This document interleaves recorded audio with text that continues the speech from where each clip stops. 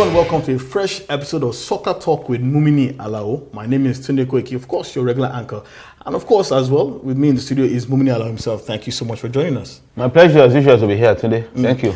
Yes, a big meeting is currently going to be held on the African continent. It regards the future of the Africa Cup of Nations. Everyone is being invited, including former African football legends, Abedi Pele, our own Austin Okocha, Samuel Eto'o. Hundreds of people are going to be there, and they will decide the future of this competition. So many questions are going to be raised. Should it remain every 2 years or every 4 years? Should it be expanded from 16 teams to 24 teams? So much is going to be talked about. But in your own opinion, is change necessary for the Africa Cup of Nations? Well, today it is difficult to give a yes or no answer at this point.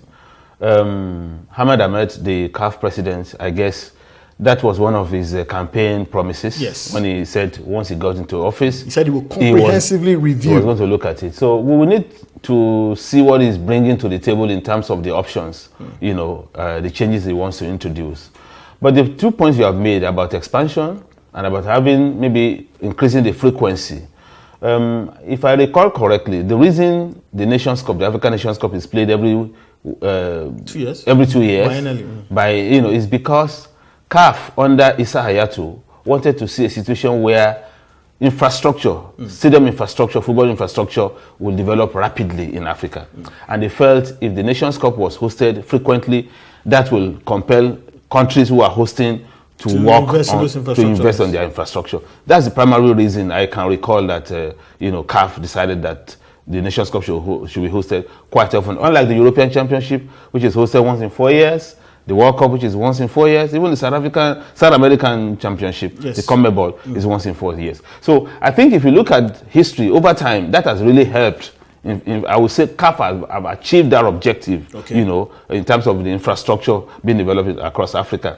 Whether we now need to reduce that frequency to 4 years, to be honest, I think Africa is still lacking behind in terms of infrastructure. Okay. And if we can afford to keep it once in 2 years, I would rather go for once in 2 years. But in terms of expanding it from the current 16 teams to 24 teams, that would be a big challenge. Yes. Okay, because already it's difficult to find hosts for a 16-team tournament. Yeah, if you now expand it to 24, that's going to be a big ask. Okay. I hear, apart from South Africa or possibly Morocco, there are very few countries who can actually hold. Even Nigeria, that is, giant of Africa, we know the challenges we are going through in terms of our economy at the moment. We've hosted the Under-20 World Cup, for which is a 24-team tournament. You see, it's not just in terms of the numbers. In terms of also the logistics of moving teams around, you have to consider that. I would think that CAF will probably be taking the second look at co-hosting, which Nigeria did with Ghana in the year 2000. Okay, so maybe, and then I think recently Gabon co-hosted with Equatorial. So we'll be seeing a lot of co-hosting coming to the table. I don't think that is too bad, okay? But of course, we'll have to take a closer look at the issue of the logistics. Flying people around in Africa has always been a difficult thing. In fact, very few African countries have direct flights.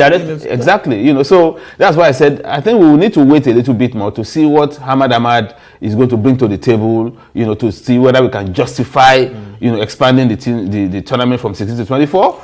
Whether we can also justify increasing the regularity, reducing the regularity rather from once in 2 years to once in 4 years. But for co-hosting, I'm sure a lot of people will be happy about that, especially in East Africa, who have never hosted the Africa Cup of Nations. That will give them, a better opportunity to maybe join Tanzania, Kenya bid. And today that's a very interesting statistic because even up till now, it never occurred to me that East Africa had not hosted the Nations Cup before now. Okay, so for them, that would be a welcome development. If they can co-host Tanzania, Kenya, as you said, Ethiopia is also there, Eritrea, and those other small countries. They can come together to co-host the tournament. That would be good for them. But then look at it. How many times have the East African countries have actually won the Nations Cup? So maybe that's why they have not been quite excited. I apologize. Ethiopia has hosted before, but but that was a long time ago. And ever since then, nobody. I think that was in '76. I think, but ever since then, no East African country has hosted it. Very true, Tunde. But if looking at the European Championships that moved from 16 teams to 24 teams, on the basis of that, would you argue that maybe Africa can also do the same? 100%. To be honest, where I stand today, I love expansion because what that means is that you get more countries to be able to participate in the tournament. Oh, really? Not everybody will have the teams to win it. Yes. Okay, but at least like the European Championship, if not for the expansion to 24 teams, some teams will never qualify. Never. They will only be playing in qualifiers forever. So I think the fact that the other countries, Iceland, they will be able to come to the tournament. Yes. There are people back home will be able to watch. More people wanting to attend the tournament live, watch it on TV. So I think we're talking about football being a people's game. So as many countries as we can bring in to participate, for me, I'm for expansion. I'm just looking at the logistics and I'm looking at the cost of organizing a bigger tournament.